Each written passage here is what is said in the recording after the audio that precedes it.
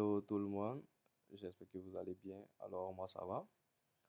Euh, voilà, on se lance encore sur un nouvel épisode concernant les fils. Sans plus tarder, entrons tout droit dans le vif du sujet. C'est quoi une file? Bon, alors, il faut savoir que les fils sont des structures de données qui sont vraiment utilisées dans le monde informatique. Et savoir comment ça fonctionne, c'est super important. Je vais vous donner des exemples pratiques, des cas d'utilisation pratiques pour que vous puissiez voir l'importance des fils. C'est quoi une file? Une file est une structure de données dans laquelle les premières données arrivées sont les premières à être traitées. Donc, les listes, les fils suivent le principe du FIFO, first in, first out. On dit aussi que les insertions se font d'un côté appelé queue, tandis que les suppressions se font de l'autre côté appelé tête. Voilà. Donc, une file possède deux attributs, c'est-à-dire la tête qui désigne l'élément en tête qui doit être traité et la queue qui indexe la prochaine allocation disponible. Voilà. Donc, comme on l'avait dit aussi pour les tableaux, une file peut être représentée de plusieurs manières. Dans ce cas, vu qu'on n'a pas encore vu les listes chaînées, on va représenter une file par un tableau. Ouais. Donc, on a un tableau. Par exemple, dans ce cas, on a un tableau, on a une file dont la tête c'est 7 et la queue c'est 12. Le douzième entre la prochaine allocation qui représente 12. On a dit que la queue indexe toujours la prochaine allocation disponible. Et la tête c'est 7. Ça signifie que dans cet exemple, il y avait des éléments ici. On les a défilés, on les a traités jusqu'à ce qu'on arrive ici. Et voici d'autres exemples. D'autres exemples. Ici, la queue est 3, la tête est 8. En gros, dans cet exemple, on a traité tous ces éléments-là. Normalement, on devrait mettre tout ici pour dire qu'il y a un élément, la queue devrait être 7 ici. On a traité tous ces éléments et puis la queue, c'est 3 ici. C'est-à-dire, il y avait des éléments à un moment, il y avait beaucoup d'éléments ici. On les avait tous traités. Et puis, la queue était ici, on a mis des données, on a ajouté des données, on a ajouté des données. Il y avait toujours des données au niveau de la tête. Et puis, bon, la queue est revenue ici. C'est pourquoi. Et voici un concept très important. Nota bene, nouveau butcher. Nouveau d'abord, en tout cas, tu l'appelles comme tu veux.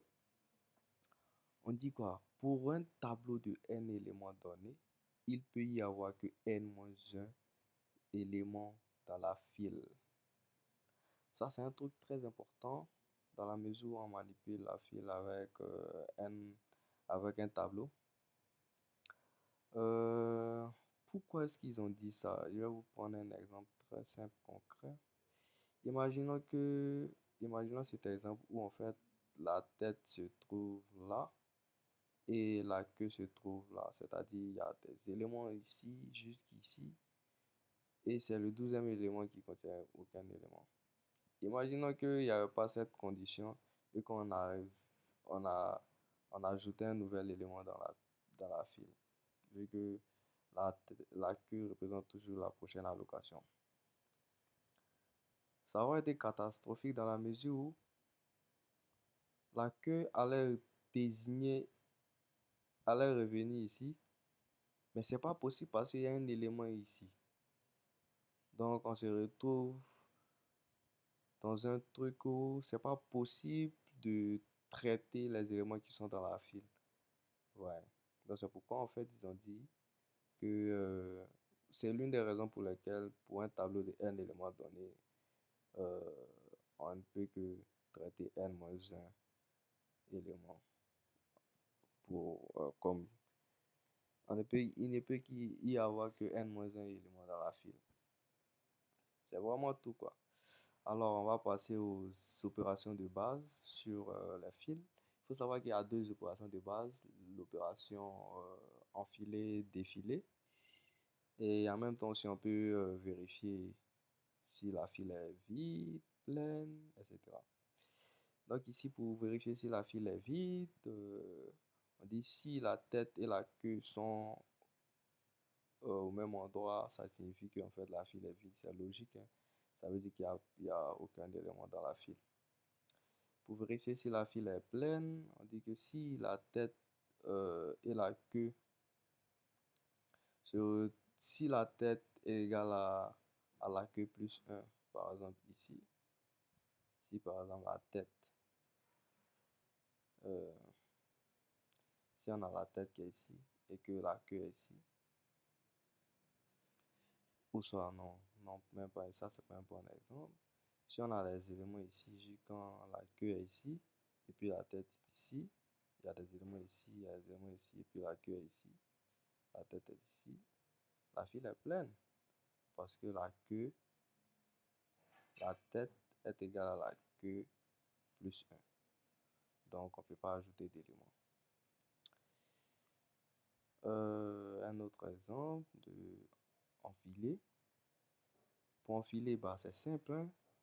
Bon, c'est vrai on doit faire ces éléments-là pour vérifier si c'est pleine d'abord, si la file est pleine avant d'enfiler. Mais bon, ça, ce sont des trucs simples on veut pas avec lesquels on veut pas surcharger de notre code parce qu'on estime que c'est un truisme, en fait, c'est évident.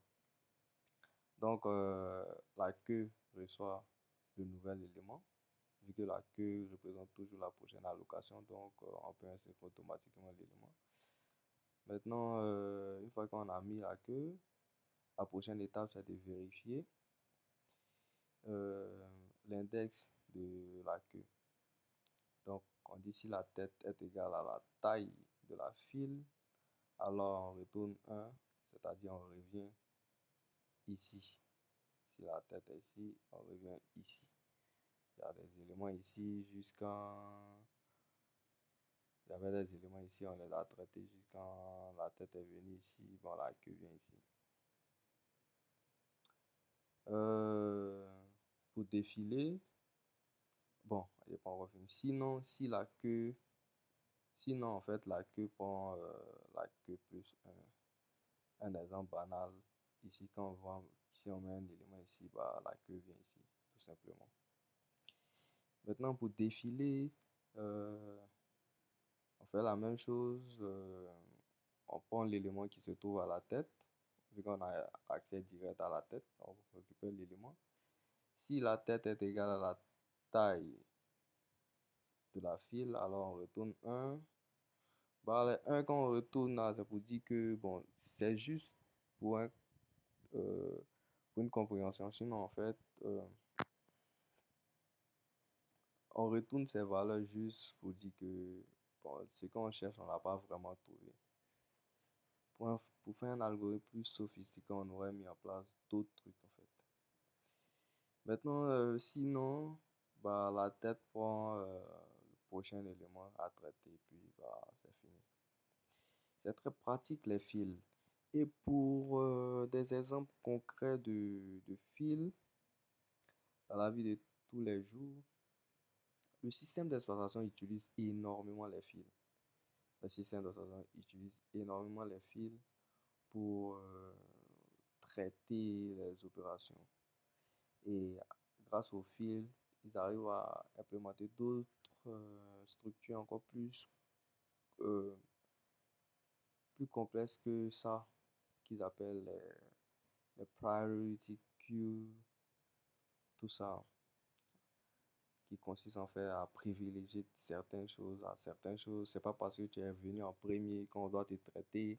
Donc il y a vraiment tout ça. Ouais. Voilà, les fils, il y a tellement d'exemples que juste là actuellement, il n'y a pas d'autres exemples en tête à vous dire. Bon, allez, je vais, après avoir fini ça en fait, on va faire un nouvel épisode sur l'implémentation concrète de ces opérations-là que je vais mettre sur GitHub.